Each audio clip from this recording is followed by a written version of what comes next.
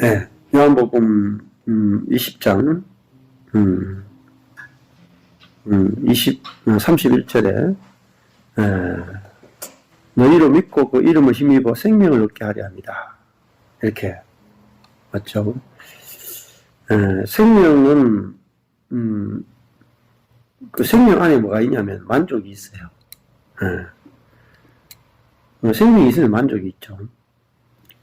근데 뭐 아까 전에 결혼 이야기를 이렇게 했는데 내가 좋은 집에 살고 싶은데 돈이 없으면 고난이 시작되죠. 내 내가 욕심이 크면 클수록 고난의 크기도 커지죠. 욕심이 없으면 없을수록 고난 자체가 없어지죠. 그래서 그 돈을 벌고 이런 것도 마찬가지고, 아니 우리의 지혜로 생각하면은 이거 돈 언제 벌겠나, 얼마만큼 벌겠나 이렇게 생각할지 몰라도 뭐 하나님의 지혜를 의지하고 살면 또 어떻게 될지 모르죠, 인생이라는 게. 그래서 생명 안에서 산다. 부활의 생명 안에 산다. 그러면 뭐 어떤 환경 어디 가도 살 수가 있어요. 왜냐하면 부활 생명 자체가 어떤 게 주어져도 만족하는 생명이기 때문에 그래요. 그러니까 내가 아무리 힘든 상황에 있어도 바울은 내가 가난한 자 같으나 모든 것을 가졌다 이렇게 말하잖아요. 그러니까 바울의 실상은 가난한데 영적으로 보면은 모든 것을 다 가졌다 이 말이에요. 그러니까 그 모든 것을 내가 다 가졌구나 하는 게 뭐냐면 생명이잖아요. 내가 아무것도 가진 게 없다. 이거는 물질적인 것이고, 내가 모든 것을 다 가졌다. 이거는 생명 안에서 나오는 그 마음이잖아요. 그러니까 내가 결혼하면은 내가 배우자를 얻는 것 자체가 내가 다 가졌구나. 그러면 만족이 되면 어디서 사느냐 이런 건 아무 문제가 안 되죠. 그러니까 우리가 출발이 어디냐? 요한복음의 출발은 생명을 얻는 것에서 출발이 돼요. 그러니까 그 하나님의 생명에서 출발이 되니까 만족해서 출발한다는 겁니다. 그러니까 이제 부족함이 없는 거죠. 부족함이 없다. 근데 우리가 천연적인 생명은 조건이 돼야 만족이 돼요. 예를 들면 나는 이런 집에 살아야 된다. 나는 이런 정도의 연봉이 돼야 된다. 나는 이런 정도의 배우자를 만나야 된다. 다 조건이잖아요.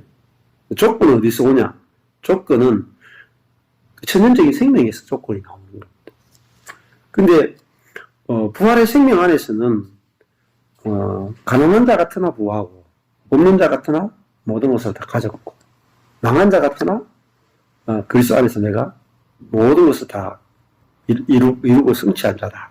이렇게 되잖아요. 자, 그래서 자녀들도 결국은 우리가 복음을 전하되 이 생명의 복음을 전하는 게 아주 중요하게 되고, 그러면은 어떤 상황에서도 이제 만족을 하게 되는 거죠. 그리고 부모도 자식한테 내가 가진 게 요거다. 그럼 하나님이 요 가진 것 안에서 살도록 주권적으로 우리를 인도하고 계신다. 이것이 우리에게 딱 맞는 거다. 이렇게 이제 가르치면 돼. 그러면 부모가 돈이 없는데 자식들 결혼하는데 돈 어떻게 주겠어요? 근데 안 주는 것이 하나님 뜻인갑다. 완전하네. 하고 안 주면 돼. 죄책감 느끼거나 부담 일절 느낄 필요가 없어요. 그러니까 자식들 결혼할 때 돈 주느냐 안 주느냐 전혀 부담 느낄 필요 없어. 야곱은 그 요셉이 노예를 팔려가서 애굽에 살았잖아요. 근데 아무 문제가 없었죠. 노예로 팔려가도 아무 문제가 없는 거라. 근데 우리가 천연적인 생명으로 생각하면 뭐 자꾸 부모로서 해줘야 될 것 같고, 뭐 조금 받쳐줘야 될 것 같고, 뭐 돈 제대로 안 주면 고생할 것 같고, 막 이게 뭐냐면 전부 다 선악의 판단이잖아요. 선악의 판단.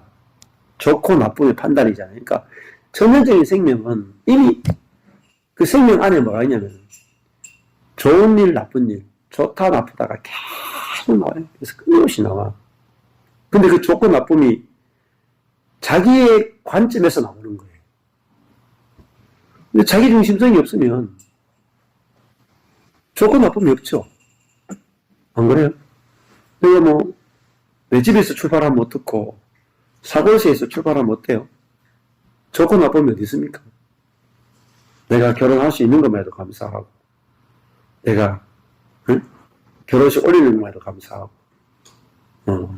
내가 집이 있는 것만 해도 감사하고, 그게 예수 생명 안에서 나오는 고백이고, 고백이잖아요. 그러면 인생이 너무 쉬워지는 거예요. 저도, 처음에는, 목회하는데, 성도가 다 떠나가도, 제 속에는 만족감이 있더라고요. 왜냐면은, 주제 파악이 되니까 그래, 주제 파악이. 내가 성도 한 명도 내 힘으로 모을 수 없는 사람이구나. 이게 딱 보였다면. 내 주제가 파악이 된 거예요. 우리가 아무리 내가 노력하고, 아무리 실력 있고 해도, 한 명의 성도도 전도할 수 없고, 한 명의 영혼도 구원할 수 없고, 한 명의 성도도 모으지 못해요. 그게 인간의 실상입니다. 근데 성도가 한 명, 두 명 왔다. 여기서 출발하면은 내가 한 명도 모을 수 있는 능력이 없는 존재다 해서 출발하면은 한 명, 두 명 와도 배가 불러요. 근데 우리는 어디서 출발하냐면은 나는 그래도 대학교 나왔으니까 연봉을 3,000원 땡겨야지. 예를 들면 최소 3,000 땡겨야지. 5,000, 7,000, 8,000. 그러니까 내가 0에서 출발하는 게 아니고 내가 갖고 있는 스펙에서 출발하는 거예요. 나는 최소 스펙이 이 정도니까 이 정도의 삶을 살아야 된다라는 우리 마음속에 기준이 있어. 기준. 그 기준이 있으면요 불행해요. 근데 내가 마음속에 나는 이 정도 수준의 삶을 살아야 된다라는 그 기준이 도대체 누가 정해줬고 어디서 왔냐는 거예요. 그 내 안에 있는 자기 중심성이 만들어낸 기준이에요. 우리는 이렇게 살아야 된다는 자격도 없고 기준도 가질 수 없어요. 피조물이 그 기준이 어디 있어요? 그렇잖아요. 요셉이 나는 최소한 다른 건 안 바랍니다. 최소한 아버지 집에서만 살도록만 해주셔야 됩니다. 하나님께 기준을 제시할 수 있나요? 없어. 아버지의 기준이 뭐예요? 너는 너희로 팔려가야 된다. 이거 아버지 기준이라. 너는 감옥에 가야 된다. 아버지 기준이라. 거기서 너는 애굽의 총리가 되야 된다. 아버지의 뜻이고 아버지 기준이 있지. 내 자신의 기준은 없는 거예요. 그러니까 자아로 살면 항상 욕심이 있고 내가 원하는 삶의 기준이 딱 있단 말이야. 이 정도는 살아야 된다. 그리고 남과 늘 비교하고 살아가요. 근데 그것이 인본주의고 다 우리의 욕심이잖아요. 근데 저는 그걸 보게 된 거예요. 제가 목회할 능력이 하나도 없는 목사구나. 그게 딱 맞닥뜨리니까요. 진짜 그게 보이더라고요. 제가 목회할 능력이 하나도 없구나. 그러니까 그게 딱 죽음이잖아요. 내가 목회할 능력이 하나도 없구나. 능력이 죽음이잖아요. 그러니까 하나님 저는 최소한 100명은 줘야 됩니다. 이걸 구할 수가 없는 거예요. 최소한 50명은 주셔야 됩니다. 최소한 300명은 주셔야 됩니다. 이걸 요구할 수가 없는 거예요. 왜냐면은 내가 사람을 전도해서 구원할 능력도 없고 먹을 능력도 없고 관리할 능력도 없는데 내가 그걸 하나님께 어떻게 요구해요? 그냥 주시는 대로 살겠습니다가 내가 주시는 대로. 그게 기준이야. 주시는 대로 살겠습니다. 그러니까 내 기준이 없어지니까, 내 중심성이 없어지니까 편한 거예요. 뭐 성도 한 명 와도 이게 내한테 딱 맞으니까 한 명 주시는구나. 3명 주시면 3명이 내한테 딱 맞으니까 3명 주시는구나. 이게 뭐냐면은 우리 안에는 하나님의 생명이 하는 일이에요. 관점과 생각이 완전 다르죠. 그러니까 이게 있으면 우리 인생은 너무 쉬워져요. 쉽고 가볍고 이제 행복해진단 말입니다. 자, 그러면서 내 기준이 없는 대신에 뭘 받느냐면 하나님이 주시고자 하는 걸 받는 거예요. 우리 인생은. 내가 원하는 것을 받는 게 아니고 하나님이 주고 싶은 걸 받는 거야. 그게 뭐냐면 생명이라. 나는 이런 걸 받고 싶은데 하나님은 하나님의 생명을 주기를 원하신다. 그러니까 이 생명을 받으면은 하나님이 뭘 줘도 감사합니다. 어떤 형편이 있든지 사도 바울이 이렇게 말하잖아요. 내게 능력을 주시는 자 안에서 내가 모든 것을 감당할 수 있다. 그러면서 할 말이 내가 일체의 비결을 배웠다. 일체의 비결이 뭐냐면 내게 능력 주시는 자 안에서 어떻게 사냐. 바울은 자기 안에 계신 그리스도가 어떤 형편에서도 감사할 수 있는 능력을 줘요. 어떤 상황에서도 만족할 수 있는 능력을 주는 거예요. 그리스도가 가난한 가운데도 만족할 수 있는 마음을 주시는 거예요. 절망 가운데도 평안을 주신다. 그러니까 이 그리스도의 생명이 모든 걸, 인생의 모든 행복과 모든 만족과 모든 안식을 다 결정하는구나, 이걸 알게 된 거예요. 그러니까 생명만 있으면 인생은 부족함이 없어요. 생명 없으면 인생은 절대 만족함이 없어요. 자, 인생이 이러면 너무 담대하니까요. 정말로. 어떤 일이 생겨도 괜찮아요. 왜? 생명은 모든 것을 다 감당할 수 있어요. 내게 능력 주시는 자 안에서 내가 모든 것을 감당할 수 있어요. 그래서 저도 우리 자녀를 생각하면은 얘들이 지금 결핍도 있고 고난도 있고 자기 뜻대로 안 되는 것도 있죠. 그렇지만은 이게 필요하니까 주시는구나 이렇게 생각하니까 괜찮은 거예요. 네. 자, 그래서 이제 이 요한복음 20장의 결론이 믿음이다. 믿음. 그죠? 네. 도마가 28절에 보면 도마가 대답하여 가로되 나의 주시며 나의 하나님이십니다. 이렇게 고백하죠. 예수님을 보니까 진짜 자기의 주인 되시고 부활하신 주님을 딱 보니까 주님이시다 하는 게 뭐냐면 통치하신다는 통치. 예수님이 부활하신 다음에 정말로 이제는 통치자가 되셨다. 그리고 이 부활하신 예수님을 보니까 진짜 하나님과 연합된 분이고 또 하나님이시라는 것들이 알아지는 거죠. 요한복음 1장에도 그 말씀이 하나님이시다 이렇게 나가죠. 요한복음 1장에 처음 시작할 때 뭐라고 시작했냐면 1장 1절에 태초에 말씀이 계셨다. 그러니까 시작 안에서 말씀이 계셨다.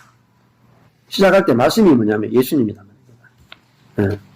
그러니까 예수님은 말씀이신데 이 어떤 말씀이냐면은 1장 14절을 보면은 말씀이 육신이 되어 우리 안에 성전을 건축하시네. 우리가 그 영광을 보니 아버지의 독생자의 영광이요 은혜와 진리가 충만하더라. 그러니까 이분은 말씀이 육신이 된 분이란 말입니다. 그러니까 하나님의 말씀이 곧 예수란 말이에요. 예수. 그러니까 태초에 말씀이 계시니라. 이 말씀이 하나님과 함께 계셨다. 이 말씀은 곧 하나님이시다. 그러니까 하나님과 말씀은 구분이 안 되죠. 하나님의 말씀이 곧 하나님이다. 2절에 그가 태초에 하나님과 함께 계셨다. 말씀이 만물이 그로 말미암아 지연받았다는 말은 말씀으로 말미암아 지연받았으니 지은 것이 하나도 말씀이 없이는 된 것이 없다. 그러니까 이게 이 만물은 사실은 새로운 피조물들이에요. 이 새로운 피조물은 말씀이신 그리스도로 말미암아 창조되어지는 거예요. 예, 그 말씀이신 그리스도 안에는 뭐가 있냐? 생명이 있다. 자, 이분이 바로 하나님이시다. 그 말씀이 곧 하나님이다. 예. 그 말이잖아요.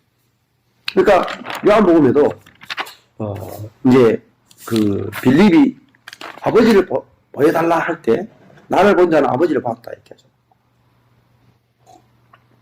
자, 예수님 자신이 하나님을 온전히 계시한 분이시죠. 그래서 도마가 나의 하나님이십니다. 이렇게 이제 고백을 하게 되죠. 예수님은 야 무슨 소리 하고 있노? 내가 어떻게 하나님이고 이렇게 안 했죠. 그죠? 거절 안 했다는 거예요. 그죠? 받아들이셨다. 예. 예수께서 가라사대 너는 나를 본고로 믿느냐 보지 못하고 믿는 자들은 복되도다. 자, 도마는 실제로 부활하신 예수님을 봤죠. 심지어 있잖아요. 만질 수 있는 데까지 갔단 말이에요. 예, 실제로 부활하신 예수님을 봤다. 이거는 그냥 요한복음이 그냥 이게 신화적으로 기록한 게 아니라 실제 사건을 기록했단 말이에요. 자, 30절에 보면은 예수께서 제자들 앞에서 이 책에 기록되지 아니한 다른 표적도 많이 행하셨으나, 네. 요한복음에 7개의 표적이 나오잖아요. 네, 그렇지만은 많은 표적을 행하셨으나 오직 이것을 기록하면 그럼 7개의 표적을 기록했고 그 다음에 요한복음을 기록했죠. 요한복음 지금 20장을 기록했단 말입니다.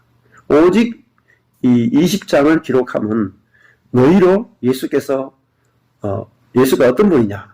십자가에 죽었지만 이분이 부활하셨고 부활로 말미암아 하나님의 아들이시고 이분이 메시아 하나님께서 정말 보내신 기름 부음 받은 자 메시아이심을 믿게 하기 위해서 요한복음을 기록했다. 그리고 이 예수 그리스도를 믿고 그 이름 안에서 그런 말은 그리스도와 연합되어서 그리스도가 누린 그 생명 또 예수 그리스도가 부활했잖아요. 부활의 생명을 우리로 소유하기 위해서 요한복음이 기록되었다. 이렇게 말하죠. 자, 이 부활의 생명으로 사는 것을 거듭남이라고 그래요. 거듭남. 그러니까 이게 바로 구원이죠. 생명을 얻는 게 바로 구원입니다. 자, 여기서 복음이 출발한다 하는 것들을 아는 게 좀 중요합니다. 자, 요한복음 21장으로 가보시죠. 21장에 가보면, 이제 그 도마랑 이제 이야기를 하신 다음에 부활하신 예수님이 도마랑 이렇게 교제를 하고 난 다음에, 사실 생각해 보면은 이 도마가 제자들 중에는 의심이 제일 많은 사람이죠. 그죠?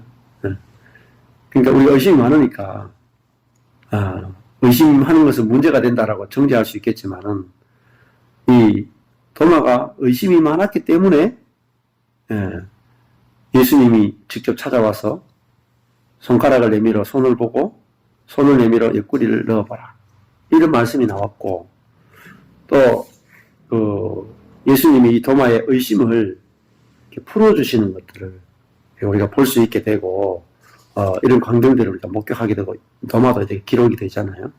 그래서 이게 우리가 의심이 되거나 이런 것도 이렇게 책망하거나 비난할 게 아니라 예수님은 우리에게 잘 말씀을 풀어주시고 또 자기 자신이 계시해 주시고 우리에게 믿음을 주시는 분이시다 하는 것들을 볼 수가 있습니다. 21장에 가면 이제 마지막 장이죠. 마지막 이제 요한복음 전체의 결론입니다. 그 후에 예수께서 디베랴 바다에서 제자들에게 자기를 계시하셨으니 계시하신 일이 일어나다. 부활한 이후에 이제 바다에 가서 부활하신 주님을 만나고 난 다음에도 이들은 어디 가느냐? 갈릴리 바다, 디베랴 바다 가서 고기 잡고 있었단 말입니다. 이게 아주 중요한 거예요. 무슨 말이냐면은, 부활하신 주님을 만나도 소용없다는 거예요. 그러니까, 우리가 부활하신 주님을 만났다는 말은 어마어마한 환상을 봤다고도 할 수도 있고, 어마어마한 그 임재를 경험했다고 할 수도 있고, 정말 놀라운 걸 부활하신 주님과 함께 이야기도 하고, 만져보기도 하고 했단 말입니다. 같이 밥을 먹기도 하고. 그래도 사람은 변화가 없어요. 그래, 그 문제를 이제 다룬단 말입니다. 21장 2절에 보면은, 시몬 베드로와 디두모라 하는 도마와, 조금 전에 보세요.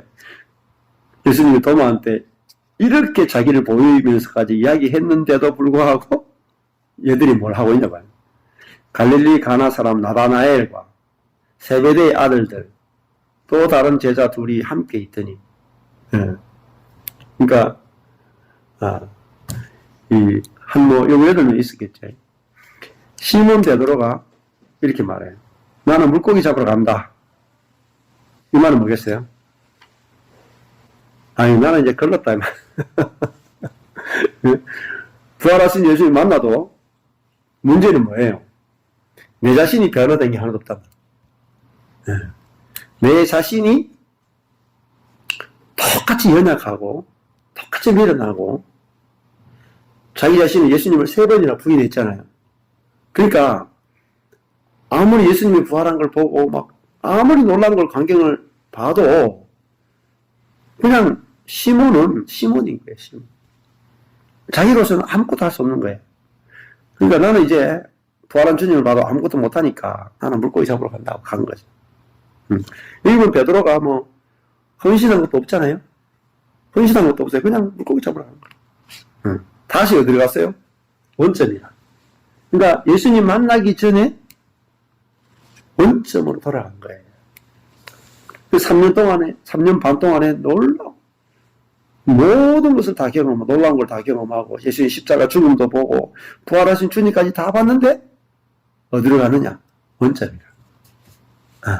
그 말은 뭐겠어요? 다 까먹었다는 거예요. 망했다라는 거죠. 신앙생활 30년 했는데, 도로 물고기 잡으러 이게 시몬 베드로의 심정이에요.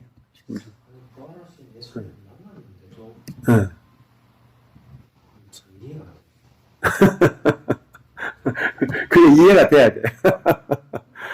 왜냐하면 아직까지 베드로가 거듭나지 못했다. 천연적인 생명으로 사니까, 천연적인 생명은 아무리 놀라운 걸 경험해도 변화가 없어요. 믿음이 안 생겨요. 그래서 물고기 잡으러 가는 거죠. 당연하죠.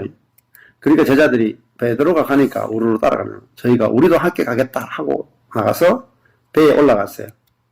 근데 이 밤에 아무것도 잡지 못했어요. 그래도 옛날에는 물고기라도 좀 잡았는데 이제 망해서 돌아가니까 이제 물고기도 안 잡히네. 그러니까 이제 예수님을 따라갈 수도 없고 물고기를 잡을 수도 없고 예수 따라가는 것도 망하고 물고기 잡은 것도 망하고 그것도 물고기 잡는데 언제 잡아요? 밤에 잡는 거야.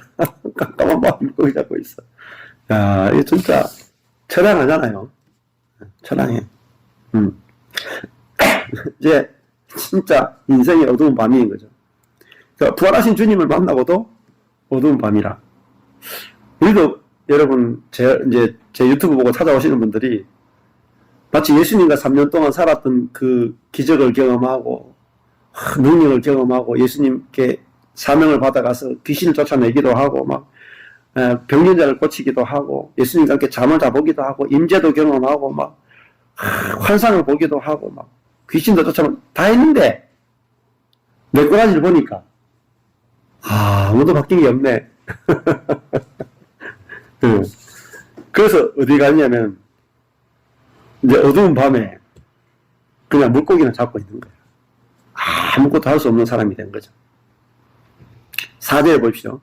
날이 새어갈 때 밤새도록 해도 아무 열매가 없는 거야. 날이 새어갈 때 예수께서 바닷가에 서셨으나 제자들이 예수신 줄 알지 못했다. 그러니까 부활하신 예수님이니까 형상이 다르죠. 그러니까 알아볼 수가 없는 거. 또 주님이 자기들을 찾아오신다고 상상도 못했죠. 예수께서 이르시되 얘들아 너희에게 고기가 있느냐 대답하되 없나이다. 자, 얘들은 고기가 없어야 돼. 고기가 있으면 어떻게 되겠어요? 아이고 이제 우리 고기 잘 잡히니까 이거는 하자 할 거 아니에요. 근데 고기가 없는 것도 진짜 은혜라. 가라사대 그물을 배 오른편에 던지라. 그리하면 얻으리라. 하신데 이 던졌더니 고기가 많아 그물을 들 수가 없더라. 자, 이 진짜 너무 놀라운 경험을 하게 되죠. 자, 그럼 자기들이 밤새 잡았는데 아무것도 잡은 게 없어. 근데 예수님의 말씀을 따라서 던지니까 고기가 많아서 그물을 들 수 없어요. 자, 뭐가 차이가 있습니까? 말씀을 듣고 한 거하고 말씀을 듣지 않고 한 거죠. 그들이 천연적으로 자기의 능력과 자기의 지혜로 물고기를 잡으려 했을 때 하나도 못 잡죠. 그 사람은 뭐라고 생각하냐면 우리는 계속 못 잡을 거라고 생각하는 거죠. 근데 예수님이 그물을 배 오른편에 던지라 하는 그 말씀을 듣고 던졌다. 근데 앞부분에도 그랬어요. 말씀에 의지하여 내가 던져보겠습니다 했죠. 그죠? 밤새도록 내가 잡은 것이 없지만은 당신의 말씀에 의지하여 던져보겠습니다 했을 때 고기가 많아서 그물을 들 수 없었단 말입니다. 그러니까 그 제자들의 인생이 어디에 달렸냐면은 하나님의 말씀에 달린 거예요. 네, 말씀이 없이 믿습니다 하고 던져봤자 안 돼요. 근데 말씀이 먼저 있으니까 그 말씀에 따라 던지니까 정말 상상할 수 없는 물고기가 잡히는 거잖아요. 자, 이게 놀라운 하나님의 세계죠. 한 번에 끝나는 거예요. 한 번에. 밤새도록 못 잡았지만 말씀을 듣고 한 번에 그냥 그물을 들 수 없을 정도의 물고기가 잡히더라. 이게 완전 다른 거예요. 그러니까 내 임의로 하는 거하고 하나님께서 이끄시는 대로 끌려가는 거하고 완전히 달라요. 인생이. 내 마음대로 가는 거하고 구름기둥과 불기둥이 가는데 따라가는 거하고 결과가 완전히 다릅니다. 자, 그러니까 그물이 막 찢어질 만큼 잡히잖아요. 실제로 보면은 예수의 사랑하시는 그 제자, 이게 요한을 말하죠. 요한복음을 썼던 예수가 사랑하시는 그 제자가 베드로에게 이르되 주시라. 이게 이제 그 옛날에 것이 딱 떠오르죠. 물고기가 딱 잡히는 순간에 이 옛날에 데자뷰 옛날에 있었던 일이네. 주님이시네. 이렇게 말씀하시는 대로 던졌는데 물고기가 많이 잡혔다. 이게 주님밖에 없다. 이게 주시다. 이렇게 알아듣는 거죠. 시몬 베드로가 벗고 있다가 주시라 하는 말을 듣고 겉옷을 들은 후에 바다로 뛰어내리더라. 그러니까 이게 다시 주님과 재회하는 거잖아요. 자기들이 이때 부름받았죠. 처음에 물고기 굉장히 많이 잡았을 때 예수님이 베드로하고 그 친구들에게 뭐라고 했어요? 네가 이제 물고기 잡는 사람이 아니라 사람 낚는 어부가 되게 하겠다. 이렇게 말씀하셨잖아요. 이제 그 말씀까지 이제 떠올랐겠죠. 그래서 베드로가 급히 뛰어들어서 주님께로 나가게 되죠. 8절에 보면 다른 제자들은 육지에서 산 거가 불과 한 50간쯤 되므로 이제 작은 배를 타고 고기 든 그물을 끌고 와서 육지에 올라오게 됩니다. 그런데 보니까 숯불이 있고 그 위에 생선이 놓였고 떡도 있더라. 그러니까 주님이 이렇게 준비하고 있죠. 여기 보면은 제자들이 예수님을 찾아간 게 아니고 주님이 예수님을 찾아오고 또 제자들이 먹을 걸 준비한 게 아니라 주님이 제자들 위해서 숯불과 생선과 떡을 다 준비하고 있는 걸 보잖아요. 그리고 그물을 오른편에 던지라 하실 때 던지니까 고기가 많아 그물을 들 수 없을 만큼의 물고기가 피죠. 주님은 찾아오시죠. 그죠? 찾아오시고 그 다음에 말씀하시고 그죠? 그리고 그들을 먹일 것을 준비하고 계시죠. 이게 주님은 일하시는 분이란 말이에요. 그러니까 제자들은 뭐예요? 물고기 잡으러 갔어. 그 말은 제자들은 전혀 헌신도 없어요. 주님을 찾는 것도 없어요. 아무것도 안 하죠. 영적인 일이라고는 1도 없어요. 맞지? 물고기 잡는데 무슨 영적입니까? 또 밤새도록 물고기만 잡고 있는데 기도한 것도 아니고 금식한 것도 아니고 예배한 것도 아니고 주님 나타나달라고 구한 것도 아니죠. 그냥 그들은 물고기를 잡고 있을 뿐이에요. 아무것도 경건한 게 없어. 그런데 주님이 아무것도 하지 않고 물고기만 잡는 이 제자들을 찾아오시잖아요. 왜 찾아올까요? 아니 답답한 사람이 찾아와야지. 답답한 사람이 찾아와. 여러분 누가 답답할 것 같아요? 아니, 내가 답답해요. 주님이 답답해요. 인생은요 내가 답답하면 안 돼. 주님이 답답한 분이라는 사실을 알아야 돼요. 주님이 찾아오시잖아요. 주님이 말씀하시잖아요. 주님이 먹을 것을 준비하시잖아요. 제자들은 받은 것밖에 없어. 저도 낚싯대 들고 다니다니까요. 몇 년 동안. 아니 주님이 제자들을 불렀잖아요. 맞죠? 제자들이 자원한 게 아니에요. 처음부터 주님이 제자들을 불렀죠. 불렀으니까 무슨 일을 위해서 사람 낳는 업으로 불렀잖아요. 부르신 분이 책임지는 거예요. 그렇죠? 이게 복음입니다. 그러니까 예수님이 12제자 불렀죠. 끝까지 사랑하시죠. 포기하지 않으시죠. 그게 사랑이에요. 왜 주님의 사랑을 몰라? 왜?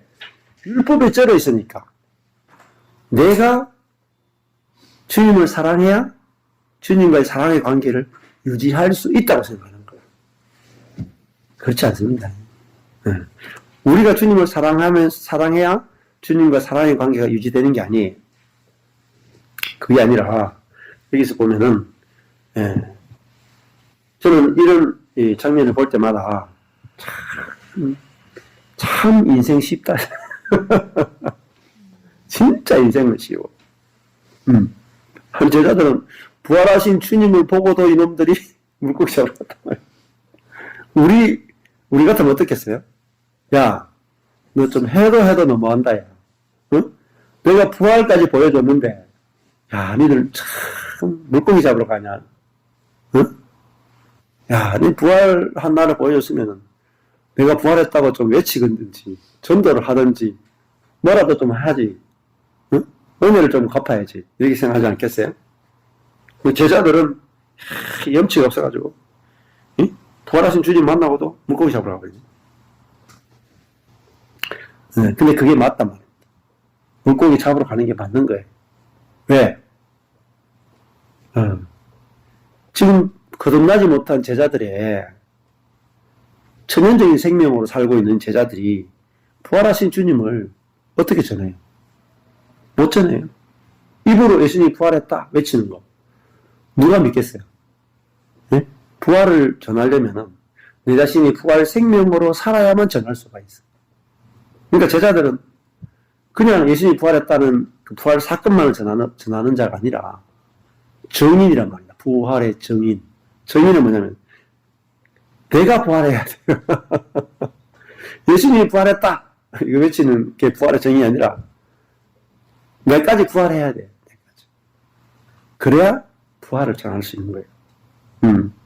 그래서 부활 생명을 예수님이 부활하신 것처럼 나도 부활해야 전할 수 있기 때문에 제자들은 또 예수님이 부활했다고 외치면 그 입으로 외칠 수 있느냐? 못 외쳐요. 외치면 죽어요.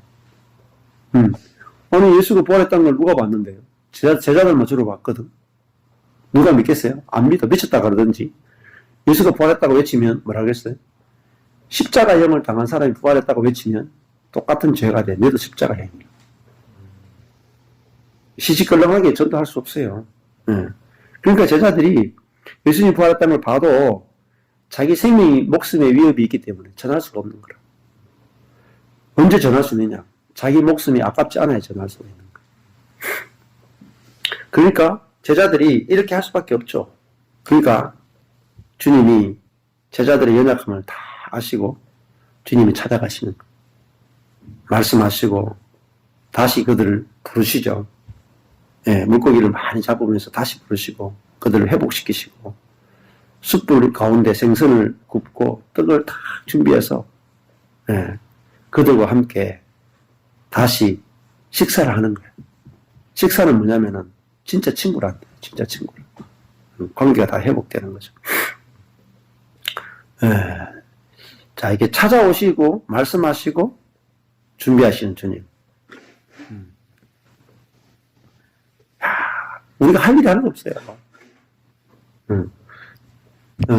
제가 복음을 이렇게 계속 복음을 이야기하잖아요. 복음을 계속 듣는 분이 이렇게 말해요. 목사님, 복음을 이렇게 들었는데, 그러면 어떻게 해야 됩니까?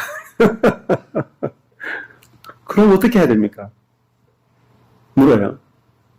아니, 복음이 뭐냐면, 어떻게 할 필요가 없다는 게 복음이에요. 어떻게 해야 됩니까? 라고 묻는 질문 자체가 율법입니다. 보세요. 제자들이 부활하신 주님이 찾아오게 하려면 어떻게 해야 됩니까? 부활하신 주님이 그물을 배 오른편에 던지라고 말씀하게 하려면 어떻게 해야 됩니까? 부활하신 주님이 생선과 떡을 준비하게 하려면 어떻게 해야 됩니까? 어떻게 하긴요? 아무것도 할 필요가 없지. 주님이 다 아시잖아요. 제자들의 의견과 전혀 상관없이 주님이 먼저 찾아오시고 먼저 말씀하시고 먼저 준비하셨다. 제자들은요, 예수님의 사역의 대상이다. 대상이잖아요. 주체가 아니라 대상이단 말이에요. 주어가 아니라 목적어란 말입니다. 그러니까 그래서 저는 이렇게 물고기, 저도 한 6, 7년 이렇게 강변 돌아다니면서 물고기 잡고 아무것도 못하니까 목사님들하고 사모님들하고 성경 공부하고 주일날 말씀 전하는 거 외에는 시간이 너무 많은 거야. 그럼 아무것도 못하니까 물고기 잡고 있었던 거예요. 근데 물고기 잡고 있으면서 무슨 생각이 드느냐? 주님이 찾아오신다. 주님이 말씀하신다는 거예요. 한마디만 딱 하면은 그물이 찢어질 만큼, 그물을 들 수 없을 만큼 많은 고기가 잡히는 거예요. 그러니까 주님이 오셔가지고 일하시면 내가 지금까지 놀았던 것이 문제가 안 돼. 그죠? 네. 그러니까 내가 이렇게 낚싯대 들고 있어도 주님이 오실 때가 되면 오실 것이고, 주님이 일하실 때면 일하실 것이고, 주님이 말씀하실 때면 말씀하실 것이고, 주님이 준비한 것이 나타날 때가 되면 나타날 거다. 그러니까 주님이 일하지 않으시면 나는 논다. 안식한다. 그래서 놀았어요. 몇 년을 놀았죠. 근데 안식하고 놀 때 놀아야 돼요. 그게 주님과 발 맞추는 거. 주님이 쉬게 할 때 쉬어야 돼요. 주님이 바삐 움직이면 움직이고. 그게, 구름 기둥과 불 기둥과 함께 다니는 거. 요즘은 제가 잘 못 놀아요, 많이. 옛날에 좀 많이 놀았는데, 요즘은 좀 많이 못 놀잖아. 그렇긴 제가 그렇게 놀았는데, 이렇게 바빠질 거라고는 주변 사람들이 아무도 생각 못 했어요. 그러니까 우리가 바빠지냐, 안 바빠지냐, 우리에게 달린 게 아니에요. 주님께 달렸어. 제자들 지금 물고기 잡고 있죠? 좀 이따가 이제 요한복음 끝나고 사도행전 가봐요. 발에 땀 나도록 자, 하나님이 주인이시고 우리가 종이죠. 종이 쉬고 일하고는 주인에게 달렸죠. 그죠? 네. 그러니까 주인이 쉬라 하면 쉬고 주인이 일하라 하면 일하면 돼요. 주인에게 다 달린 거예요. 자, 그러면 정확합니다. 우리는 주인이 시키는 만큼 하면 완전한 거예요. 근데 시키지도 않는 일 하려고 하니까 인생이 힘들고 고달픈 거죠. 네, 10절에 보면은 예수께서 가라사대 지금 잡은 생선을 좀 가져오라 하신대. 예. 자, 시몬 베드로가 올라가서, 그러니까 이거 예수님이 잡아놓은 생선이 있고 새로 잡은 생선을 좀 가져와서 더 맛있게 굽자고. 11절에 시몬 베드로가 올라가서 그물을 육지에 끌어 올리니 가득히 찬 큰 고기가 153마리. 이제 100이라는 것은 굉장히 많은 거죠. 그리고 153마리나 잡았다는 말은 굉장히 많이 잡았다는 말. 그래서 이같이 많으나 그물이 찢어지지 아니했더라. 자, 사실은 부활 이전에는요 물고기가 굉장히 많았잖아요. 그래서 지금 앞에서는 그물이 찢어질 것 같아가지고 못했다 그랬죠. 근데 지금 부활하신 예수님이 많은 153마리나 되는 물고기를 잡았지만 신기하게도요 그물이 찢어지지 않는다는 거예요. 이게 부활의 세계. 그러니까 그물이 찢어졌다는 말은 물고기들을 다 모으기는 모았는데 그물이 찢어지면 어떻게 되겠어요? 다 빠져나가는 거죠. 근데 부활하신 주님이 말씀하시는 걸 따라서 물고기가 잡았을 때는 아무리 많은 물고기를 잡아도 그물이 안 찢어져. 그물이 뭐겠어요? 교회를 봐, 교회. 그러니까 부활하시기 전에 예수님의 말씀에 의해서 많은 물고기를 잡았을 때는 아무리 많은 물고기를 모아놔도 그물이 찢어져서 다 흩어지는 거예요. 제자들 다 흩어졌죠. 근데 이제 부활의 생명, 이제 성령을 받아서 살아가는 성도들이 연합해서 모이면요 그물이 되는 거예요. 그물. 이 그물은 어떤 그물이냐? 찢어지지 않는 그물이에요. 그러니까 아무리 많은 물고기가 와도 찢어지지 않고 다 수확할 수 있는 정말 놀라운 그물이죠. 그래서 천국은 뭐라 그래요? 그물과 같다. 그래서 그 안에 있는 많은 물고기를 이제 한꺼번에 잡아내는 게 천국이다. 천국의 비유가 나오죠. 그래서 찢어지지 않는 그물, 찢어지지 않는 교회, 분열되지 않는 교회, 이 연합하는 교회. 이게 정말 놀라운 세계잖아요. 그래서 저는 처음에는 진짜 153마리 제가 처음에 목회했던 그 성도들 숫자가 비슷해요. 근데 모았는데 다 찢어져 버리더래요. 거물이 안 좋아요. 거물이. 그래서 고기 잡으려면 좋은 거물을 준비해야 뭐죠? 이게 진짜 성령의 거물이라 해야지 안 찢어진다고요. 생명의 거물이라 해야지 안 찢어져. 네, 율법으로 만들어 놓은 거물은요 다 찢어집니다. 때가 되면 다 찢어져. 자, 이걸 이제 보여주는 거죠. 자, 12절에 보면 예수께서 가라사대 와서 조반을 먹으라 하시니. 참, 예수님이 이제 그 제자들을 먹이시죠. 자, 신기하죠. 저도 옛날에는 이제 성도들을, 모으려고 막 했을 때는 막 찢어지더라고요. 제가 막 끌어모으려고 안 그래. 끌어모으려고 하는 게 아니라 하나님이 만들어 놓으신 건물을 보는 거예요. 근데 그게 우주적 교회란 말이에요. 그러니까, 이제 정말 그 새로운 관계를 경험하는 거예요. 어제도 제가 한 자매랑 같이 이제 아내랑 우리 부부랑 한 자매랑 같이 만나가지고 같이 이제 식사도 하고 같이 이제 커피숍에 가서 이야기도 하고 공원에 가서 이야기도 하고 이렇게 했는데 정말 너무 그 관계가 놀랍다고 서로 고백합니다. 야, 내가 안 망했으면은 우리가 이런 관계, 이런 교회를 어떻게 경험해 보겠느냐. 그러니까 서로 판단하고 정죄하지 않는 관계. 이제 어떤 사건이 터져도 찢어지지 않는 관계. 그러니까 너무나 안전한 관계.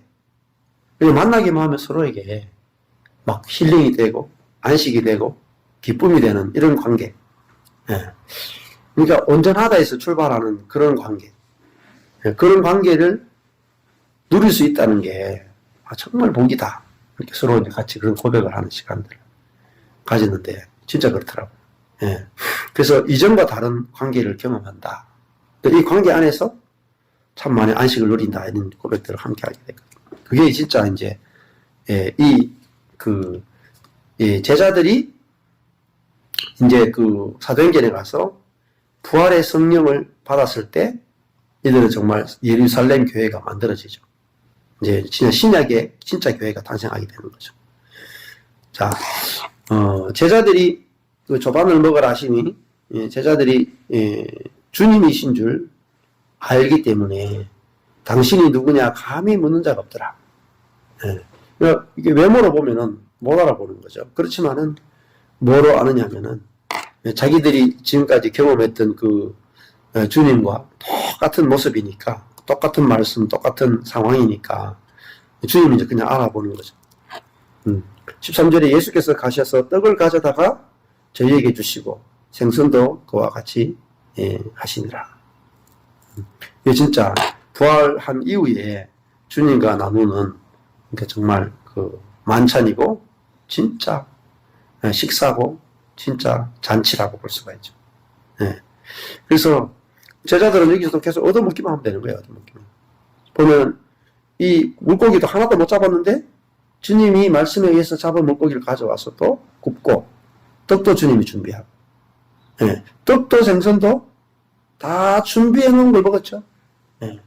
성찬식도 어때요? 주님의 살과 피 다 준비된 걸 먹잖아요. 우리가 가져와서 먹는 게 아니라 다 준비된 걸 먹는 거예요. 자, 그러니까 성찬식은 뭐냐면 성찬식이 곧 복음이에요. 복음은 뭐죠? 주님이 다 준비해 놓은 걸 먹는 거. 십자가의 죽음도 준비해 놓고 부활도 준비해 놓고 성천도 준비해 놨죠. 다 잔치가 준비되어 있는 걸 먹는 거랍니다. 기쁨이 넘치죠. 시편 23편에 보면 다윗이 그런 고백하죠. 원수의 목전에서 내게 잔치상을 베푸신. 잔치상을요? 양이 잔치상 준비하는 게 아니에요. 목자가 어린 양을 위해서 잔치상. 잔치에 뭐겠어요? 불밭이라. 준비해 놓은 거야. 그러면 양은 뭐예요? 풀을, 양이 농부처럼 막 땅 파가지고 풀 기른다고. 그런 양 본 적 있어요? 없다니까. 양은 가서 목자가 준비해 놓은 풀을 뜯어먹기만 하면 돼. 그걸 먹으면 돼. 우리도 주일날 오면 있잖아요. 말씀을 먹으면 돼. 복음을 먹으면 돼. 내가 그리스도와 함께 죽었구나. 를 먹으면 돼. 근데 죽었고 나를 먹으려고 하지 않고, 나를 죽여야 되는데, 나를 죽여야 되는데, 나를 죽여야 되는데. 내가 부활 생명을 나타내야 되는데, 부활 생명이 나타내야 되는데. 그럼 부활이 이미 돼 있으니까 그걸 먹으면 된다니까. 준비된 걸 먹으면 된다니까. 아, 나 그리스도 함께 부활했구나. 내가 하늘에 올라가야 되는데. 그리스도 함께 통치해야 되는데. 가 아니라, 아, 나는 이미 그리스도 함께 통치하는 존재가 됐구나. 이미 그리스도와 함께 보좌 우편에 앉을 바 된 거예요. 다 됐으니까 그냥 먹으면 돼. 누리면 된다는 말이에요. 먹는다는 말은 누리면 된다는 말이에요. 그래서 주님이 다 준비했잖아요. 떡도 예수께서 가셔서 떡을 가져다가 저희에게 주시고 생선도 주셨다. 제자들은 조반을 받아 먹었다. 그래서 종교개혁 때 루터나 칼빈이 뭐였냐면 예배는 두 가지 있어요. 하나는 설교, 하나는 성찬. 성찬은 뭐냐면은 설교의 내용이 뭔지를 결정해줘요. 설교의 내용은 성찬하는 거하고 동일해야 돼. 성찬은 뭐죠? 그리스도가 죽어서 그리스도가 우리에게 생명의 떡과 생명의 피가 되셨다. 그리스도를 같이 먹는다. 그리스도의 생명으로 산다. 이게 성찬이에요. 근데 이 성찬을 말씀으로 선포해 줘야 돼. 성찬이 무슨 의미가 있는지를 선포해 주는 게 말씀이에요. 이게 복음적 설교. 그래서 그들은 다 준비되어 있는 떡, 생선을 주님이 주시는 것을 받아 먹어서 그들이 이제 배가 부르고 만족이 되고 기쁨이 생긴 거죠. 자, 그래서 이게 이제 그 제자들이 부활하신 이후에 주님으로부터 받는 거죠. 그래서 14절에 이제 정리해 보면은 이것은 예수께서 죽은 자 가운데서 살아나신 후에 부활하신 후에 세 번째로 제자들에게 나타나신 것이다. 이렇게 정리하면서 마치죠. 나타나다가 이제 아까 전에 1절에도 보면은 자기를 나타내셨으니 나타내신 일이 일하다. 이게 파네로 계시하다고요. 14절에도 보면 제자들에게 자기를 계시하셨다. 이렇게 나와요.